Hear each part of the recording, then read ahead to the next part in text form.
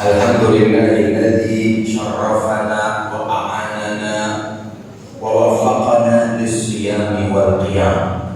Asyhadu an la ilaha illallah wahdahu la syarika lahu wa anna Muhammadan abduhu wa rasuluh. Allahumma shalli wa sallim wa barik ala sayyidina wa maulana Muhammad wa ala alihi wa ashabihi wa man salaka ala darihi ila yaumil mi'ad. Saya muliakan para asatidz khusus Ketua DKM beserta jajarannya, pengurus pemuda masjid beserta jajarannya, para asatidz khusus imam yang baru saja mengimami sholat yang masih bau-bau Mekah ya, masih bau Mekah. Ini Mekah itu ada ciri khasnya gitu Mekah. Kalau kata Abi dulu waktu pulang umroh, saya ngaji di Lombok ini pulang umroh. Kata Abi pulang umroh yang gak berpilah kontaran. Pada jamaah yang dirahmati Allah, ini kita sudah malam ke 20 ya. Udah malam ke 20. Kagak terasa sebentar lagi kurang lebih 9 hari lagi. 9 hari atau 9 hari lagi kita akan berpuasa. Insyaallah lebaran bareng semuanya satu Syawal. Dua Syawal. Tapi alhamdulillah tadi saya ikut tarawih di belakang. Memang di sini agak beda, yaitu tarawihnya pakai Quran. Ya tempat lain Quran itu sih kunci nama. Ada dulu saya ingat berangkat ke saya pernah ziarah 9 wali. Teringat saya tadi ziarah 9 wali pas di malam salah satu bulan Ramadan saya di Kudus. Itu ziarah 9 wali nggak bawa jamaah, sendirian bawa tas satu, muter dan dari Ampel. Pas bulan Ramadan sepi karena kalau rowahan maka ramai, habis lebaran ramai. Saya Ramadan sendiri nggak ngajak orang ribet. Saya jalan di Masjid malam Sunan Kudus. Saya bermalam Sunan Kudus di saja di kuburan. Begitu salah satu malam di Sunan Kudus saya tidur, tiba-tiba terawih, orang pada terawih malam, terawih atau qiyamul lail malam. Saya bangun ikut sholat, ini sholat agak berhenti panjang banget. Ternyata memang dia tahajud qiyamul lailnya itu pakai Quran, pakai juz gitu. Panjang banget, saya tinggal tidur aja. Tapi biasa. Para jamaah yang dirahmati Allah, kalau seandainya kita dikasih kunci, kuncinya ada 10 kunci. Dikasih di kunci, Pak, ini kunci 10 biji. Salah satu dari kunci di situ itu kunci berantas, isinya duit 1 miliar. Kita terima pada kunci. Tapi banyak udah yang ada 10. Kalau apa kita cobain satu ya kan? Cobain satu. Kali aja dari 10 ada satu yang bisa membuka. Begitupun kita di malam sekarang yang di 20 ke atas. Ini kita udah dikasih umur ibarat kunci. Akan dikasih oleh Allah Subhanahu wa taala satu malam Lailatul Qadar. Cuma tanggalnya berapa kita tidak tahu. Tempatnya malam apa nggak dipastiin. Hanya ada kisi-kisi berita dari Rasulullah SAW. Kata Rasulullah SAW, cari di 10 malam terakhir. Jadi masuk beliau. Dikunci lagi, dikasih spesifikasi lagi oleh Rasulullah, diperinci lagi, cari yang ganjil. Diperinci lagi oleh Rasulullah. Jumhur ulama oleh Rasulullah, oleh para ulama diperinci lagi menurut mujarabatan pribadi masing-masing. Ada ulama yang ngomong 21, ada ulama yang ngomong 25, ada ulama yang ngomong berpendapat bahwasanya adanya di malam 27 dan itu pendapat mayoritas ulama. Tapi kapan? Nggak ada yang tahu. Bisa jadi dia tungguin di malam 27 udah keluar di malam 21. Bisa jadi dia tungguin 21 25 keluar 29. Gak ada yang tahu. Kunci 10 tadi kita cobain semua. Barangkali satu ada yang masuk, bawa pulang duit 1 miliar, insya Allah. Tapi ini lebih mahal dari 1 miliar, yaitu malam Lailatul Qadar, malam di mana Allah Subhanahu wa taala mengatur qadar Allah Subhanahu wa taala. Selain itu juga di malam-malam terakhir ini mulai nyaring. Saya yakin malam pertama atas penuh bawa luber. Luber kan nih, Ustaz? Luber. Sampai luar ya. Kalau bagus jangan kalau tutup. Alhamdulillah sampai sekarang juga sampai luar-luar cuma setelahnya. Karena ini malah saringan, udah disaring-saring, dipilih yang saya bilang yang dari awal kagak pernah bolong, bersyukur insya Allah dapat Lailatul Qadar pasti. Ya, mau ngeliat ke kagak ngeliat ke dapat insya Allah. Kalau dari malam pertama sampai malam terakhir dia nggak bolong-bolong. Gampang aja dah. Kalau ada susah-susah, isya jamaah, subuh jamaah. Bagaikan orang yang melakukan qiyamul lail semalam. Para jamaah yang dirahmati Allah Subhanahu wa taala, Allah Subhanahu wa taala menurunkan rahmat maghfirahnya di malam ini. Ya Allah, kalau udah ngomongin rahmat Allah dalam Al-Qur'an, wa rahmati wasi'at kulli syai. Rahmatku kata Allah Subhanahu wa taala luas semuanya. Dalam hadis sahih Bukhari, wa rahmati sabaqat ghadabi. Rahmati sabaqat ghadabi. Rahmatku, sayangnya aku, sifat sayangnya Allah Subhanahu wa taala mengalahkan sifat marahnya Allah Subhanahu wa taala. Ketika Allah sedang murka, itu terkalahkan oleh rahmat Allah. Allah Subhanahu wa taala rahmat bagi kita. Udah kita maksiat terus ditutupin sampai sekarang. Jadi orang pada mau salaman sama kita. Kalau misalnya maksiat kita dibuka, ada yang mau tegur kita. Rahmat apa? Rahmat lagi kita bisa terawih. Bisa terawih bukan gerakan kita, rahmat Allah Subhanahu wa taala. Capek-capek tapi seneng asal habis terawih gerakan. Alhamdulillah. Ini pikir-pikir asal habis terawih udah 20 gila. Cuman pas lagi ada kuntung jangan lama-lama Pak. Kesempet mulut ini. Insyaallah kata rahmat Allah Subhanahu wa taala. Kalau bisa kita juga memiliki rahmat Allah Subhanahu wa taala, kita beri rahmat kita juga kepada orang yang di sekitar kita. Ya, rasa kasihan, rasa rahmat itu banyak-banyak. Irhamu man fil ardi yarhamkum man fis sama. Sayangin orang yang di bumi, maka malaikat yang ada di langit nyayangin kita juga. Maka kita masuk surga juga gara-gara rahmat. Pengen ada orang yang pengen banget terawih, cuma sakit. Kita alhamdulillah dikasih sehat, dikasih terawih. Ada yang dikasih sehat, nggak nyampe. Rahmat kurang, jadi nyampe kali itu rahmat Allah SWT. Jadi kita kudu sadar, maka kita rahmat di orang-orang lain. Imam Al-Ghazali rahimahullah taala, Imam Ghazali ini berusaha Hujjatul Islam Abu Hamid Muhammad bin Muhammad Al-Ghazali Al-Tusi. Kita udah dengar semua kitabnya, namanya Iyaunuddin, meninggal tahun 505. Bulan-bulan gede. Dari mana beliau? Itu sekarang makamnya ada di Iran. Imam Ghazali. Ghazali rahimahullah taala lama di Baghdad. Jadi ulama-ulama yang gede-gede itu kalau dikias-kiaskan, kita juga punya ulama gede dulu, orang Betawi. Orang Betawi punya ulama gede dulu Pak. Namanya Syekh Junaid Al-Betawi. Itu jalanan apa yang jadi namanya? Namanya ribet atau jalanan? Kan itu kan Syekh Junaid Al-Betawi. Ini pada kenapa sih ngomong jadi lutuan? Kayak berarti itu jangan dulu diganti jadi jalan Syekh Junaid Al-Betawi. Dia namanya Syekh Junaid Al-Betawi. Emang siapa itu ulama gede? Ulama gede itu.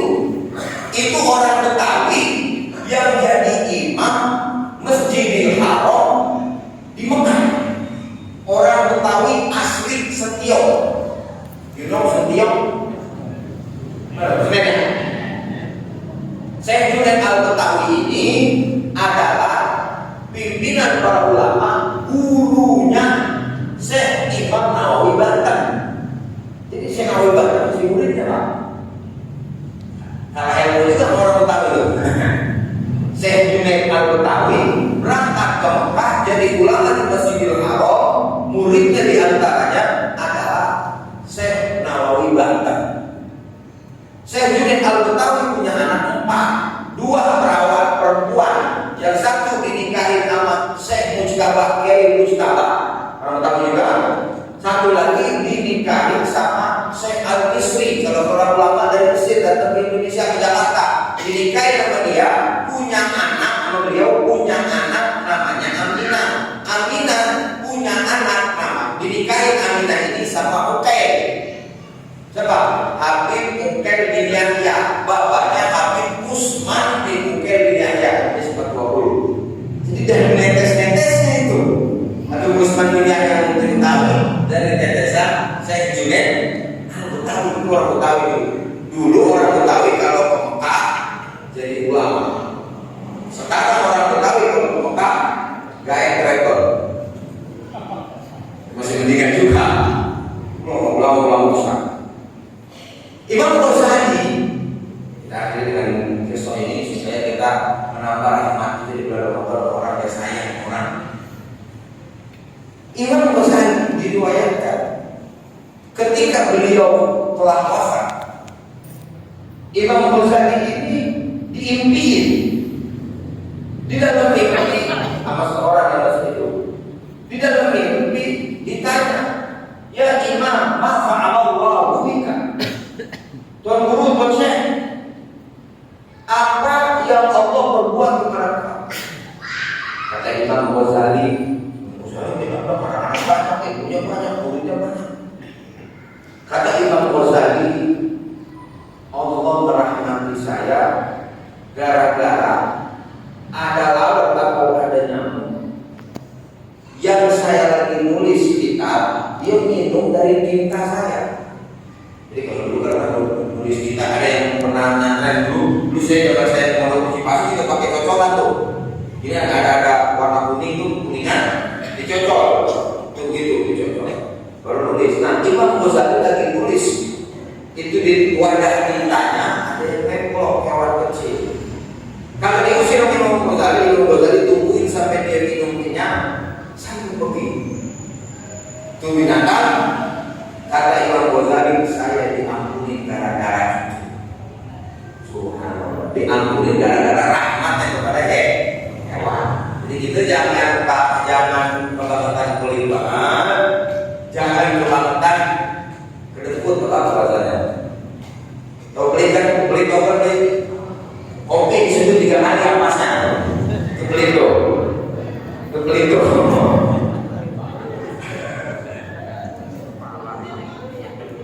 Apa kok? Puasa dari sini, apalagi ini mesti jalan, paling enak sedekahnya. Rahmat dia di antara bagian dari rahmat. Sore-sore kita kasih makan pun mesti ada apa itu. Ini juga kita nggak bakal habis semua yang kita makan di rumah kadang cuma haus makan doang ya. Haus makan doang. Karena masih dong ada satunya buka di sana. Jadi jangan dianggap ringan. Siapa orang yang memberi makan orang yang puasa dapat pahala seperti pahala orang yang berpuasa. Kalau satu orang ngasih makan satu puasa, berarti sebulan dia dapat 30 kali 2. Berapa? 60. Kita lihat buat orang tua kita, kita apa orang tua kita. Jadi rahmat begitu, bocah kecil kalau dulu orang dulu yang ngangkat Quran. Itu saya ngomongnya sekarang berapa dulu? Coba dulu dirahmat dulu kok. Yang khatam sekali cepat, yang khatam 2 kali 20.000. Aku sekarang bocah khatam mobil lecet. Sama apa namanya? Pusreng. Jadi udah banyak yang kita hubungan kita ke Quran gimana di akhirat. Yang belum mantap usahain khatamin. Yang belum mantap lagi usahain khatamin. Karena biasanya kalau nggak bisa khatam di Ramadan, susah buat khatam di luar Ramadan, betul kan? Coba ada khatam di luar